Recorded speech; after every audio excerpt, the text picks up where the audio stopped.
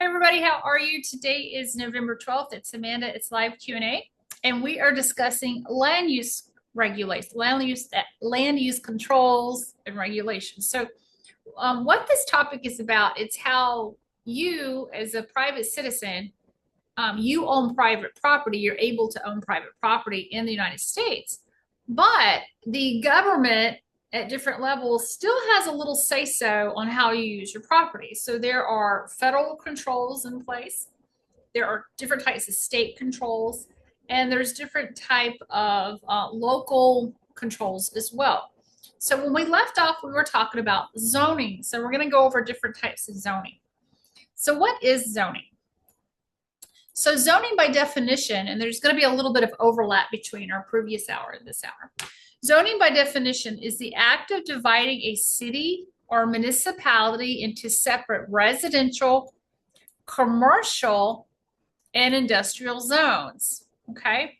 Now, the purpose of zoning is to make sure that the activities conducted within those zones are reasonably uniform, and so that whatever you're doing in that zone doesn't overwhelm the local infrastructure or the citizens. Okay.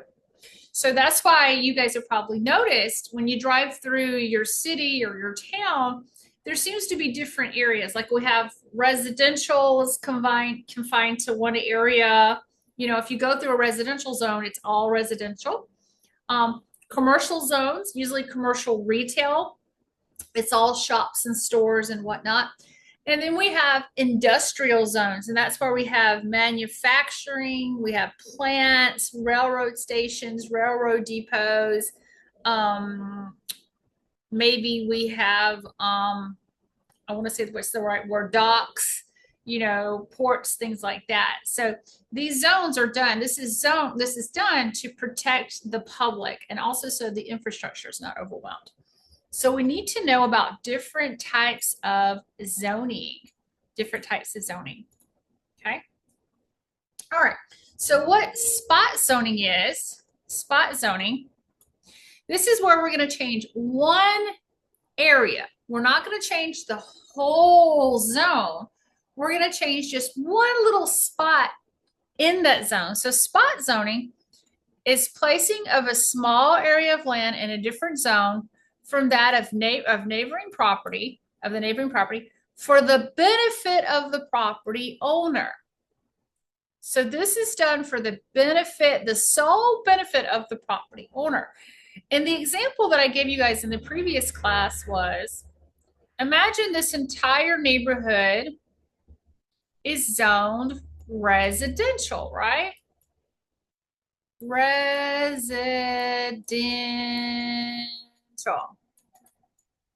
Okay, residential. But we've got this one particular homeowner right here that has this really large house, and they want to use it as a bed and breakfast. Well, a bed and breakfast, as you know, that's a commercial use. So in order for them to legally operate their business, they would have to get permission. They would have to have a little spot zoning in that area. So the city or the municipality would have to step in and say, okay, Mr. Property owner, we're going to do some spot zoning here and allow just your property to be zoned differently than the rest of your neighborhoods. We'll allow this one property in red to be zoned commercial for the benefit of you. Now, like I was telling you guys in the previous session, and this is very, very specific to your neighborhood, to your market. Here in my neighborhood, and I was telling you guys the story about this, here in Montgomery, Alabama, they frown upon spot zoning. They don't allow spot zoning because they don't want any commercial businesses being run out of residential neighborhoods. Okay, that's spot zoning. Okay. All right. Other type of zoning we need to know about, one is density zoning. Density zoning. So density has to do with the number of houses that can be built per acre. Okay, the number of houses that can be built per acre. So these are ordinances or rules. Ordinances is another way of saying a rule by the city, a rule created by the city. A rule that restricts are ordinances that restrict the average maximum number of houses per acre that may be built in a geographic area. And this is something really interesting to think about when we think about density zoning. So, how many of you guys live in an older neighborhood? And when I say older neighborhood, I'm talking about a neighborhood that was built before the 1980s. Any of you guys live in an older neighborhood? Bill says 1950s. Gail, Martina, yeah. So my house, our house, was built in 1966. So it's an older neighborhood, right? Okay. I want you to think about how big the lots are in your neighborhood. So I'm going to assume Bill and Gail and Martina and Neva that the lots in your neighborhood are pretty generous to today's compared to today's standards. I know ours is. Now think about if you go and look at new home development now, anything built, let's say after 2010. Have you guys noticed when because you're getting into real estate, so this is important for you to realize, have you noticed when you go to a new home development, how small the lots are, like the number of houses that are kind of squeezed into the lots? Have you guys noticed that? Now, I don't know about your neighborhoods, but what I've noticed in our developments here is the lots seem to be very narrow, but very deep. They're not wide. They're very narrow. It's more like a strip, a rectangle of land. It's very narrow, but deep. And then I think this new home development where one of my good friends works, the average size of the lot is like 0.18 acres. Not even a fifth of an acre. I mean, yeah, not even a fifth of an acre. Marilyn says, yes, too close for comfort. I agree. So that's all about density zoning. Okay. Kyra says, even alleys and off-road parking is narrower. Yeah. Yes. Driveways are much more narrower. Yeah, I totally agree. The distance between the houses is a lot less. Yeah. That all has to do with density zoning. So density zoning basically is what controls the number of houses that can be built in those neighborhoods. Okay, it's all about density zoning. Something to think about. Okay, so they're trying, what's happening, guys, is obviously the developers trying to squeeze in as many houses as they can onto those new properties. So like my boyfriend and I went to look at this new home development where my friend worked. And we love cars. Like between us, we have 6 cars because we like cars and trucks, right? And we were looking at these brand new houses and they were beautiful. The houses were beautiful, right? But there was no parking. Like we were looking at these houses like there's no way we could live here because there's not enough parking for our cars. Whereas our old house that we have, this house built in 1966, we can park our 6 cars around this house. So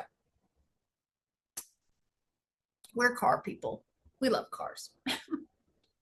All right. The next is cluster zoning.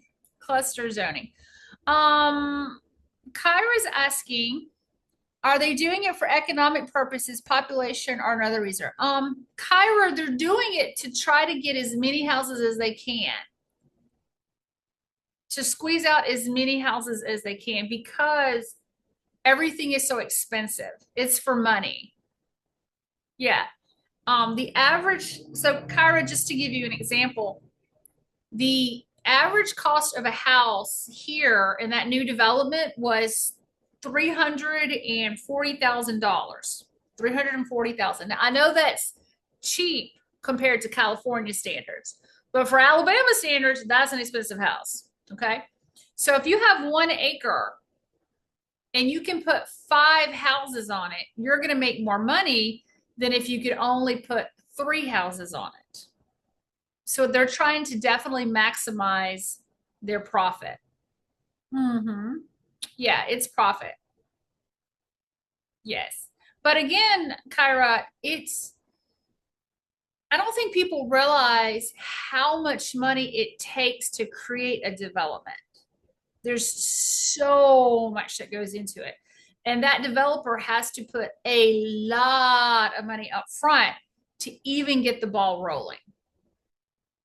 So, it gets to a point where they're going to have to squeeze in as many houses as they can to make any profit.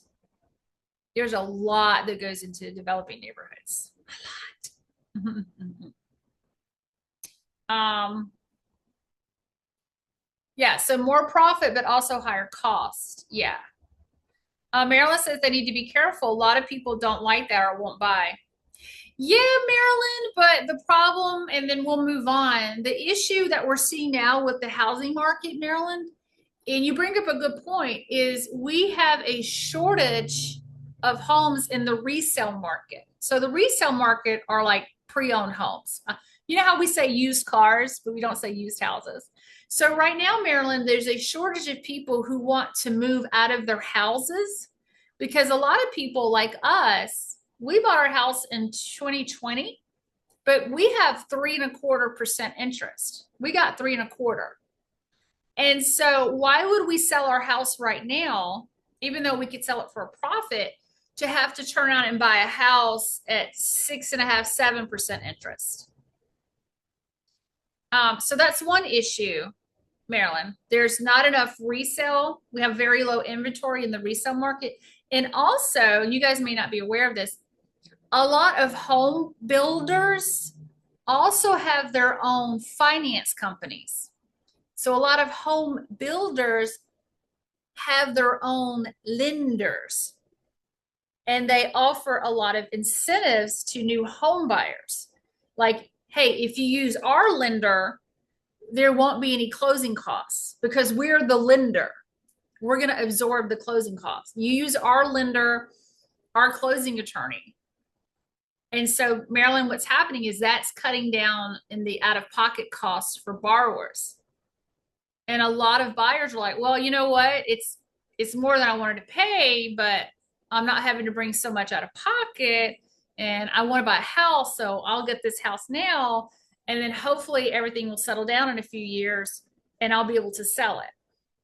So there's a lot that goes into it, which is why the pre-license course is so important for you guys. So you know these terms, and you kind of like when people talk about it, you know what they're talking about and you know how it works. Okay? So always be educating yourself on how things work. Okay? And don't just get your information from one source. If you see something online, go and do your own research and look at different sources. Okay? Especially when it comes to real estate. Go and take a deeper dive into it. That's what I do, because I like to know, how does stuff work? How does that work? Okay, good points. You guys are all bringing up good points. All right. Okay. Cluster zoning. So zoning that allows concentrated grouping of residences but alleviates density with green or open spaces. So cluster zoning is used in areas where we have apartment buildings. Because I think about apartment buildings, apartment complexes, that's a lot of people in one area. And sometimes those areas have to be broken up with green spaces. So that's cluster zoning. And then down zoning. So down zoning is the act of rezoning a tract of land for less intensive use than the existing or permitted use. So an example of this would be, let's say there's a piece of land and it initially was zoned commercial. And we've all seen those open areas of commercial land that seems like they're for sale forever. You guys ever seen that when you're driving through your city or area or town, where there's always seems to be these commercial plots that are always for sale, like nobody ever buys it, right? Well, eventually what can happen is it can get downgraded to something where it's less value, like industrial. So from commercial to industrial, that's down zoning. And that's up to the city to decide that, or the local municipality. And then we have up zoning. And this is another piece to the affordable housing situation we have going on right now. Upzoning is rezoning to a less restrictive use, such as from single family use to multifamily use. And we see this a lot. I feel like I remember reading stories about this in San Diego. I feel like there's some, and if you guys aren't familiar, San Diego is a city in California. It's down in the southern half of California. Beautiful city, beautiful weather. But I seem to remember reading an article a while ago that a lot of neighborhoods in San Diego, and I could be mistaken, but a lot of cities in that, or a lot of neighborhoods in that area were zoned for single family use only, meaning that if you were going to build a house in that neighborhood, it had to be a single family use, single family home. So you couldn't build like a multi-unit property in those neighborhoods. Like you couldn't build a duplex. And the whole point was to restrict the number of people living in that area. Okay. So again, upzoning is where you go from something that's very restrictive, like single family, up to multifamily. And that's one of the issues we see when it comes to providing affordable housing for people. It's the zoning. You have to get the zoning changed. So a lot of different layers. And since you guys are getting into real estate, a lot of different layers to the housing shortage that we have right now. Okay. Also, buffer zone. Buffer zone.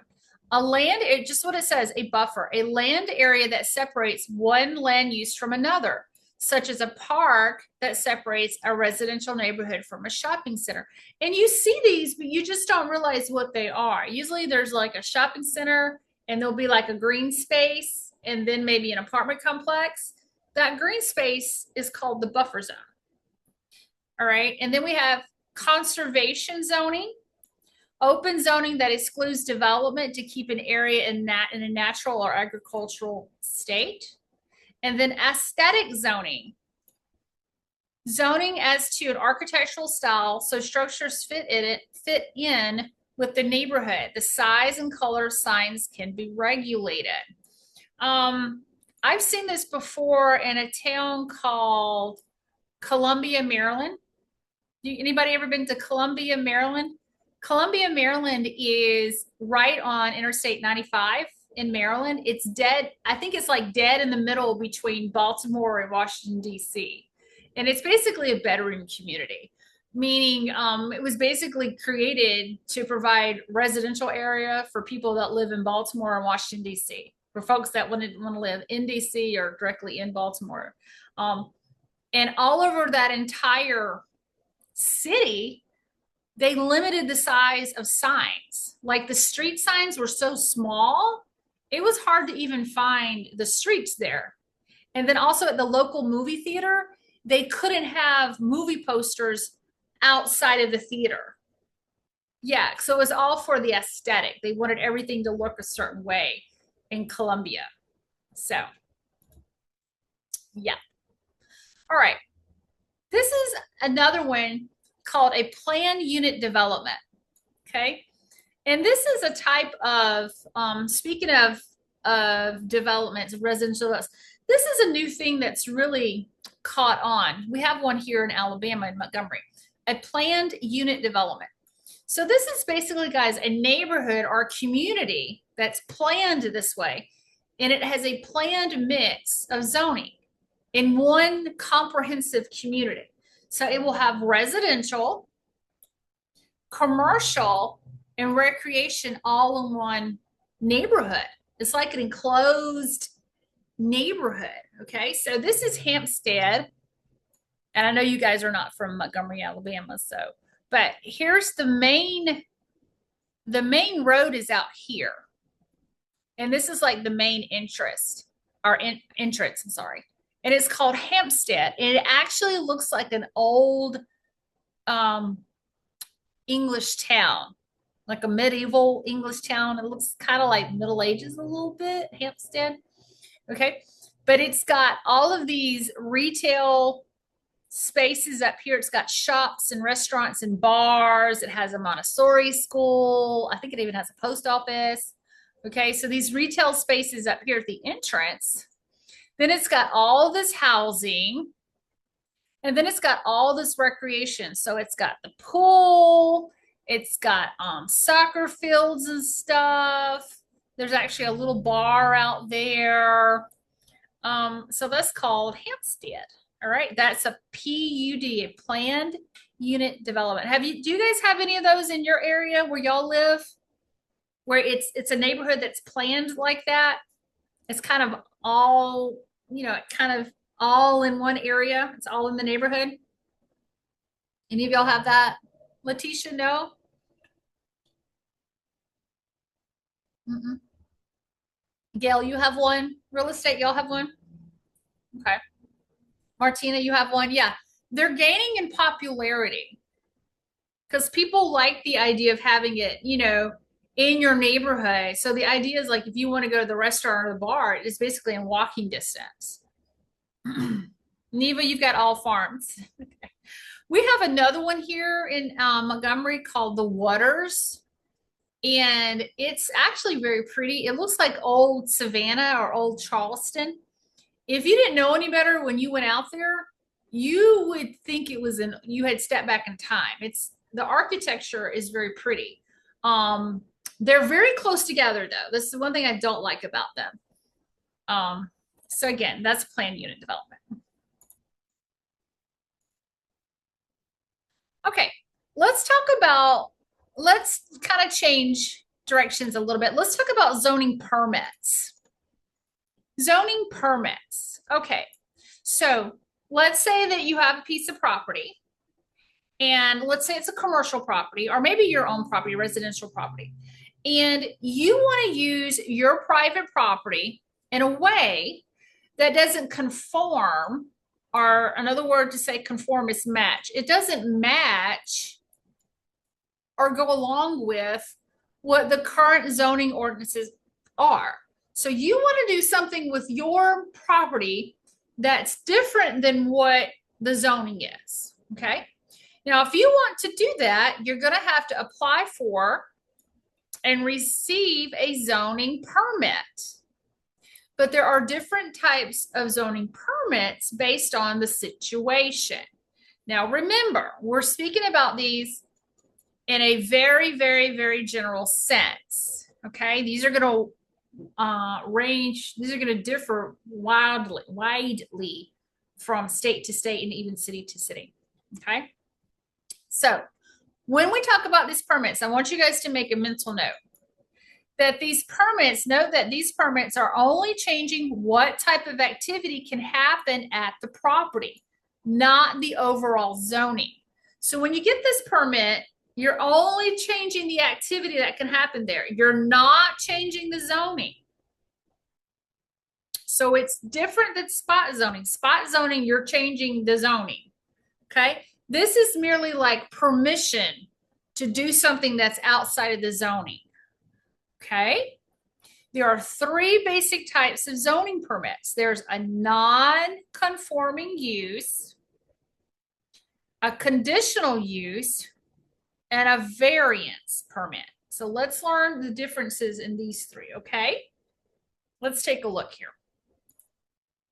Okay, the first is a non-conforming use permit. Now remember, conforming means matching, right? If you're conforming to something, you're matching. All right, so use that to think about, okay? Non-matching, not matching use. You want to use your property in a way that doesn't match the other properties. Okay. Hold on. Hey, Cecile. Cecile's got a question. Cecile's asking, how do people come on a property that has been purchased by a buyer and say the home is under contract on new properties?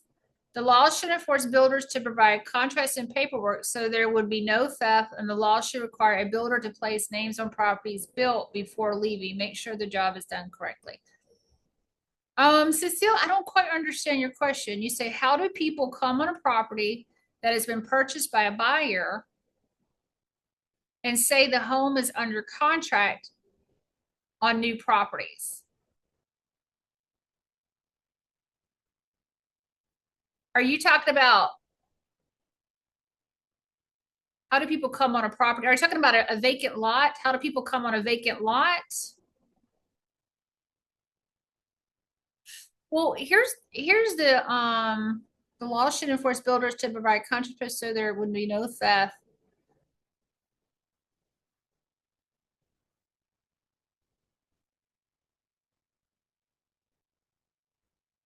So, sister, I don't quite understand the issue. Do you want to unmute yourself and give me a little bit more details, and I'll try my best to answer that? Can you hear me, Miss Amanda? Yeah, I can hear you, hon. Okay, so my question was, say for instance, if you just went to a contractor or a builder Uh-huh. and asked to build a custom home in a commercial property. Commer Okay. Wait a minute, hold on. Commercial home in a or custom home in a commercial property? Yes, like say for instance, I had a sugar factory being built. Okay. Uh-huh. So I'm the buyer. I paid for the property, right? But the contractor didn't place the name on it. Like you see McDonald's, Sonic, everybody with their names on it. But shouldn't it be a law required if you're paying someone to build something, they should place the name on the property before leaving, correct? So it wouldn't be. Well, here's the thing. So, did you own the land? Correct. Because You no one is on let the me land. just make sure I got this straight. So, you own the land. Mhm. The land is zoned commercial, and you are paying a builder to create a factory, to build a factory on the land. Um, some of these properties were zoned and some were not because everything was, newly built. Okay. Can you give I'm me, just I'm just not following what's going on because okay. normally what happens is you if you own the land, it's Uh-huh. in your name Uh-huh. and it's zone commercial, and it doesn't matter if it's zone commercial or it's zone residential. Okay. You own the land. Okay. Correct. There's two different paths we can take here. If you own the land, that land, you have the deed for it. That land is in your name. That's the issue. There's no paperwork. You built it, but you didn't provide the paperwork. Who didn't provide the paperwork? The contractor, the builder So company. it are people building on land they don't technically own? Building on the land that I paid for, but where is the paperwork to it? The paperwork to the house, the building. No, to everything, to the Okay, land. here's the thing. Why are you building? And I'm just asking, why are you building or why is someone building on land that they have no deed for? I have no idea. I don't know what's going on. Because that is not adding up. I know it's not. Because when you buy land, when you buy anything, you get your closing paperwork and you will get a copy of your deed. And then every year you're going to pay property taxes on it. So there are, there's layers and layers of paperwork stating that you are the true owner of that property. And as a builder, I can't imagine any builder would agree to build on a piece of property and not verify that you are the true owner. And why would you buy a piece of property but not move forward on it or not have a closing and not get your documentation? Um, like for example, when I bought my little fixer-upper house, I bought it from a wholesaler and we didn't have an in-person closing. We did closing through the mail, which is fine with me. But it was a closing company out of New York. And they were kind of dragging their feet on getting the title insurance policy to me and the deed. And I harassed and harassed and harassed them until I got my paperwork in the mail. Okay, so the first thing I need to review or check or research is the closer. Is this a property that you own, Cecile? I paid for it. Did you get closing documents? That's what I'm trying to figure out. Um, how long ago was this? It's been a while back, but this No, no, no. is How long? Like a year, 2 years? say within a decade. Okay. Haven't you been paying property taxes on this land? At the end of the closing, I was asked, this is how they do property taxes, is how it was told to me. This is how we do property taxes. Either you can pay it outright or you could pay it in monthly. So those were my options. And I said, since I have the money on me, I would like to go ahead and pay it outright. But Cecile, you have to pay property taxes every year. It's not something that you pay one time only and you're done. Well, I haven't paid any. I think the first thing to do is verify, and you can do this easily, whatever county this in, whatever state. Like, for example, if this was in Montgomery, Alabama, I'm in Montgomery County. I would Google Montgomery County tax assessor, Montgomery County, Alabama tax assessor's office, which would bring up the tax assessor's page for Montgomery County, Alabama. Then I would do a search under my name and it will pull up the properties that I own. You need to pull up those tax records and see if you are listed as the true owner of the property. It sounds very odd, the situation that you're describing. Yep. Yeah. Now, Cecile, if you want to email some more information, some more details to me, I can try to do, I like to do digging. So I could try to dig around and see what I can find on, from the internet for you, because I like digging. Oh, I have the addresses.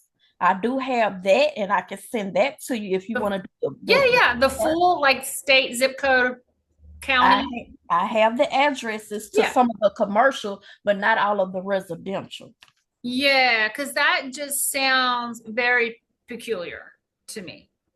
Okay. I mean, I don't know what's going on because I called around and it sounds like my name has been removed from a lot of what I had paid for. And I don't know how it happened, but that's something. Well, it sounds like you never got, or they didn't provide all the correct documents to you in the first place. That's what it sounds like to me. Yeah. So, yeah, here's my email, and I'm sorry you're having to deal with this. Okay.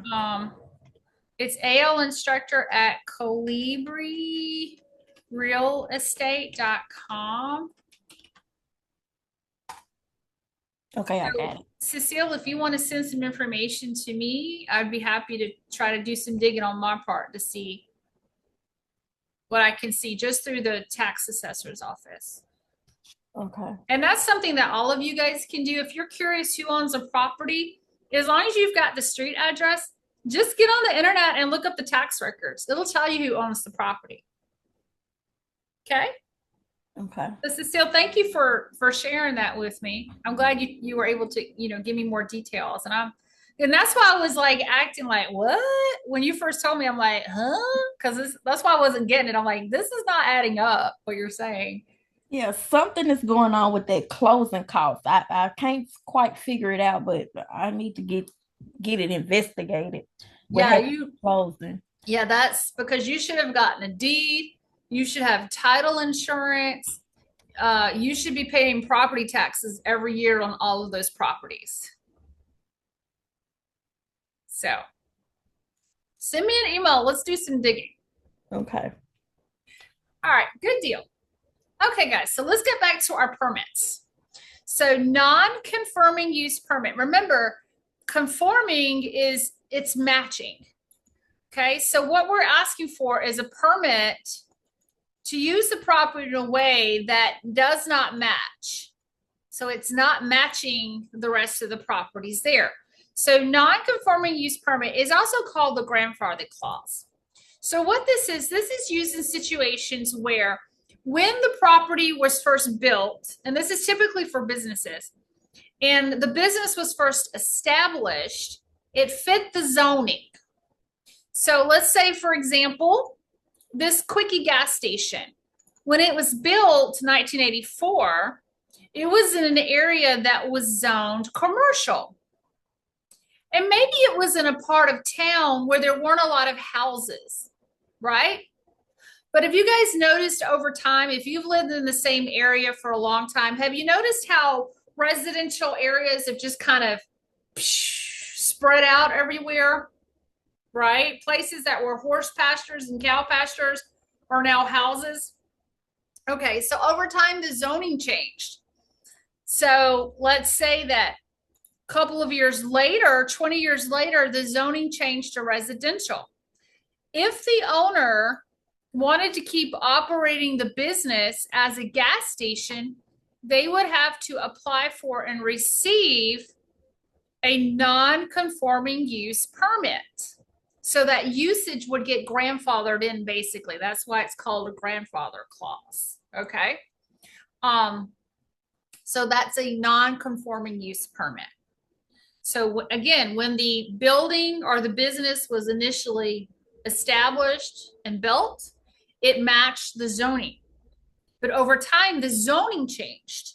And so now they don't match, their usage does not match the current zoning, and they need to get a non-conforming use permit. All right. That's one. The other one is a conditional use permit. So you're allowed to do something on certain conditions. There are some conditions surrounding your usage. And you see this one a lot when people want to operate home-based businesses. Okay. So again, it's a business that, it's a normal business that people would operate out of their home. But again, the city wants to respect the homeowner's right to have a business, to run a business out of their house. But they also want to make sure that that business is not going to put a lot of stress on the neighborhood. Okay. A very common example is home daycares. Home daycares are great. It's usually smaller numbers, more special, the kids get more attention. When my son was little, he was in home daycare for a little while. It's nice. Okay. But, one daycare on your street is not a big deal, right? But think about where you live. Think about the street that you live on. Imagine if there were 10 daycares on your street. Ooh, could you imagine the impact of 10 daycares on your street in the morning? Think of all the traffic in the morning, all those parents dropping off their kids. And then think about the traffic in the evening, when all those parents are picking up their kids. Be crazy, right? So again, this is called a conditional use permit. This is a permit for permission to use your property in a way that's been predefined. It's not anything unusual, but again, it's getting permission to do it. And the government just wants to make sure that your business is not going to overwhelm the infrastructure. This is also sometimes called special use zoning. So conditional use permit, okay? All right. Now, the last one is a variance. A variance. And you want to do something that really varies, really varies from the surrounding businesses, okay? A request to deviate, and to deviate, when you deviate, you go off script, you go way different. You kind of make a left turn when you deviate. You're like, whoa, I'm going a different direction. So a request to deviate or go in a different direction from current zoning requirements that is otherwise not allowed in that zone by zoning ordinances. Okay, so you want to do something that's totally different. And I have a good, I have a really good example of this. It's, let's say that you have an insurance, a building right here, and it's zoned commercial office. And currently or previously that building was used for an insurance company. Okay. And think about all of the businesses that would be run out of a space that's zoned commercial office. What kind of businesses would be in an area that's zoned for commercial offices? Let's think about that. You could have insurance companies, right? Kyra says a dentist office. Yeah, a dentist, that's a great example. An accountant, a lawyer, right? Okay, all of these office-based businesses. Okay, so let's say, and I had a client that wanted this one time when I was still doing commercial. I had a client that wanted to open a doggy daycare. Do you guys know what a doggy daycare is? It's exactly what it sounds like, a daycare for dogs. So his idea was in downtown Montgomery, we have a lot, you know, downtown Montgomery is our state, that's the center of our government here. It's our state capital, right? Okay. So his idea was there's probably a lot of state employees that will come into downtown to work and they want to drop off their dogs, go to work, and then when they leave, pick their dog up. So doggy daycare. Well, we found a building for him, but it was zoned commercial office. Now, if you have a building with a bunch of dogs in it or outside, what's some of the issues that are going to come up with a bunch of dogs? Barking, right, Harsh? Lots of noise. Lots of noise. Because I don't know about your dogs, if y'all have dogs, but my dog, anything that walks by my fence, he's going to bark at it. He's going to bark at my neighbor's dog. He's going to bark at my neighbor cutting their grass. He's always on patrol. What's another thing with dogs? If you get a bunch of dogs together, you got noise, but you also got a smell, right? Because dogs are going to go to the restroom. They're going to use the potty outside, right? So he wanted to use the property in a way that completely varied from his surroundings. So what he had to do was go to the city planning office, go to a hearing, and apply for the variance. Okay. So fortunately, he got his variance and he was able to convert that insurance building into a doggy daycare. All right. But it's a variance. So remember, we have non-conforming use, we have conditional use, and we have a variance. Okay, so when you think about those, think about the examples I gave to you. Remember, non-conforming use, the gas station, and then the conditional use, the daycare and the home. And then for the variance, the turning the office space into a doggy daycare. Okay.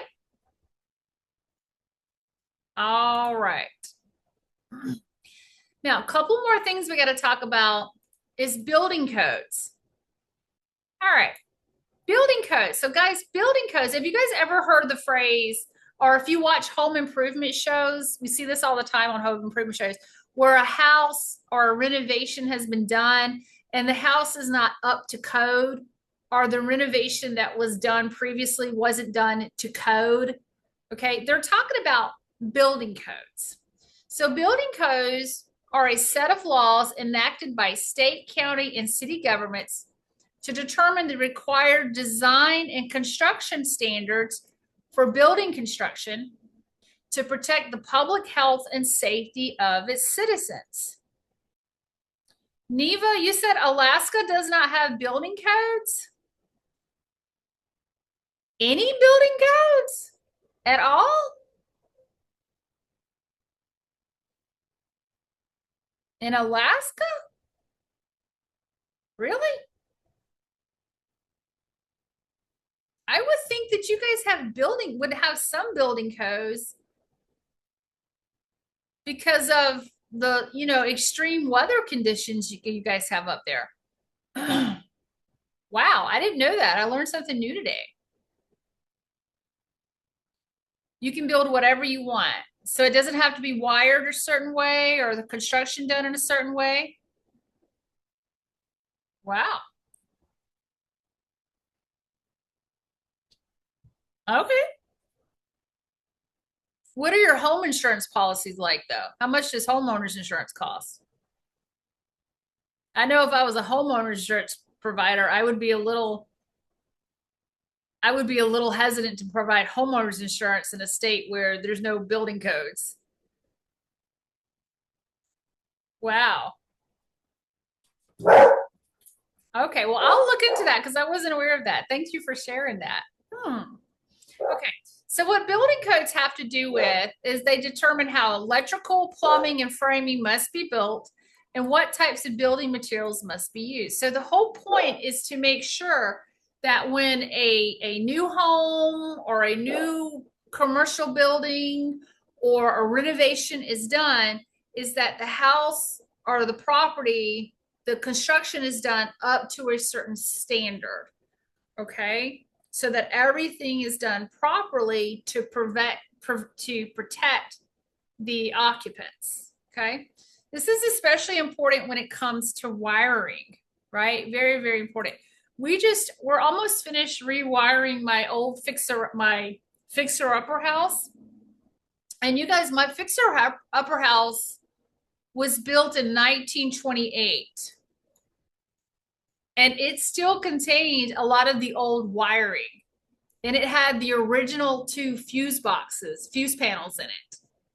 And wow, is all I have to say. So one of the first things that I started doing with a contractor friend of mine was rewiring it. Like we had to totally rewire the house because wow. And that's been a fun project. Okay. So when we get started, so before we start any renovations, the first thing to do is to apply for a building permit or a construction permit. So this is a permit required in most jurisdictions for new construction or adding on to pre-existing structures, and in some cases for major renovations. So basically what you're doing is you're getting permission to build the structure or to modify the structure. And typically how you do this is you have to have a set of plans and you have to take that down to the planning department of your city, get the plans reviewed, have them looked at, and then once they get approved, you'll get your building permit and you can start construction. And then typically what happens is at different phases of the building, the inspector has to come by and approve everything and make sure that it's being built according to code. Okay. Now, after the building is completed, though, we got another permit to get. We have to get a certificate of occupancy. So basically, this is a certificate that says that the building has been inspected and everything was done properly according to the plans that were submitted. So it is evidence that the building complies substantially with the plans and specifications that have been submitted to and approved by the local authority. So basically, guys, you cannot occupy that new home or use that building or use that addition until you get a certificate of occupancy. Okay. And I went through this with my school. So when I opened my school, I'm leasing a space next to the brokerage and I had to get a certificate of occupancy. So the fire department came to inspect my sprinklers. There's another, the electrical engineer came to look at the wiring. The building inspector came, checked out my hot water, and there was 4 departments that came, and it was fairly easy. Not only 2 major things I had to fix, and I got my certificate of occupancy, and then I was open for business. Letitia, you just went through that same process? Was that for a new home construction or was that for a modification? And again, some places are more stringent than other places because I see things in home improvement shows and see things online where it seems like some states are very, very strict about home improvement and some places are not. So again, it varies widely. Oh, for your restaurant and event space gut rehab. Oh yeah, definitely, Letitia. So Letitia, I had the same issue when I renovated my space for my school because my school is basically this long rectangle and say this is the front door. And I took down some walls. So there was a wall right here and a wall right here. And it was like a wall right here and a wall right here. And I basically wanted to be a big open space. So I took down this wall. I added this wall, made this into an office for me. And I had this wall put up, and this was like a kitchen right here. And then here's the bathrooms back here. So one thing I didn't plan for was the sprinkler system because when I removed some walls and put up some walls, it affected the change of the sprinkler system configuration. So it was like an extra $3,000 that I hadn't planned for my budget. And I was like, ah. So yeah, Letitia, I totally understand. All right. So I'll tell you what we're going to do, guys. It's almost the end of the hour. And now we're going to move on to talking about private control. So far, we've only been talking about public, or say government controls, whether it's the federal government, the state government, or local government. And so next hour, we'll talk about private controls. And that's when we'll get into deconditions and the HOA. And then after we talk about that for a little bit, we'll do our quiz. Okay? Sound good? Yeah, That's what we're gonna do. did we discuss about the master plan? Master The plan. master plan. Did I not have master plan in there? You know what, Harsh? I'm probably teaching from my slides where I kind of had taken some stuff out from my lecture. So I can give you a PDF that has information on the master plan. But it's a plan. It's there in the coursework, right? The study master plan. A master plan is where the city developers, the planners, they get together and they plan out the growth for the city or the municipality for the next 10, 20, 30, 40 years. And it's a plan that includes the entire area. So how are we going to expand residential areas? How are we going to expand retail? How are we going to provide police services and emergency services for those areas? So it's a way to control the growth of the city so that it doesn't grow too fast or it doesn't grow so quickly that the infrastructure itself can't support it. So it takes into account the traffic patterns. If you're talking about residential, you're talking about school systems. So it takes everything for the growth of that city or that area into account into one master plan. That's what it is. Okay. All right, you guys, I'll see you in 30 minutes for our last session. Thank you. Bye. See you in a little bit. Bye.